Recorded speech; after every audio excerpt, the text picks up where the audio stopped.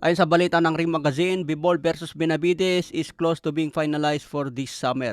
Kung matuloy ito, siguradong sira ang plano ni Turki Al-Sheikh. Hindi na matutuloy ang trilogy kay Arthur Beterbiev. Pero pwede pa naman ang trilogy kung manalo si Bivol kay David Benavides. Pero kung manalo dyan si David Benavides, siguradong wala ng trilogy ni Bivol at Beterbiev. Pwedeng si Benavides na ang lalaban kay Arthur Beterbiev. Kaya hindi suportado ni Turki Al-Sheikh ang laban ni Bivol at Beterbiev. Sa iba pang balita, WBC President na si Mauricio Sulaiman nagbigay ng pahayag tungkol sa ginawa ni Turki Al-Sheikh na hindi sinama ang WBC belt sa face-off ni Canelo versus William Iscal. Sinabi ni Mauricio Sulaiman hindi naman daw siya galit kay Turki Al-Sheikh. Suportado pa rin daw ng WBC ang ginagawa ni Turki Al-Sheikh, lalo na ang pagtatag ng bagong TKO promotion. Sabi niya, it should be a great thing for the sports. Kung makakabuti sa sports ng boxing, suportado ni Mauricio Sulaiman.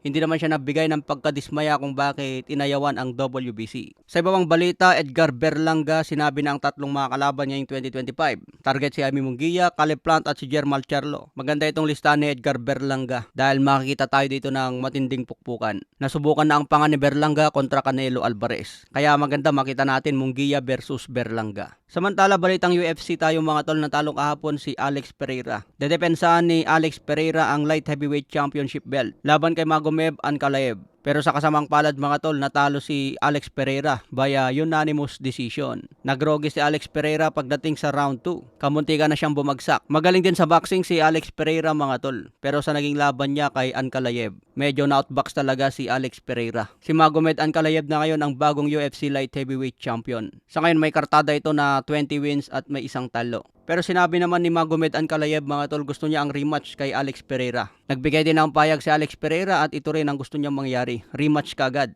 para mabawi ang kanyang titulo. Sa ngayon may kartada ngayon sa Alex Pereira na 12 wins, 3 loss. Natalo siya noong 2023 kay Israel Adesanya via knockout. Ngayon lang ulit natalo si Alex Pereira. Maganda rin mga tol kung pasukin ni Alex Pereira ang boxing. Kasi kung mapapansin sa mga laban niya, striking talaga ang banat. Isang kickboxer din itong si Alex Pereira mga tol, kaya matindi. Sa ibang banda, Cuadrolas nagbigay ng reaksyon sa isang larawan na ginawa ng mga fans. Di ko alam kung fans o haters ang gumawa nito. Nakaupo si Inoue at namamalimos si Cuadrolas. Nilagyan pa ng caption na give me the payday. Di ko maintindihan yung sinabi ni Cuadrolas dito mga tol, kayo na lang ang bahala kung anong ibig sabihin. Okay mga tol, abangan na lang po natin ang muling pagbabalik ni Cuadro Alas.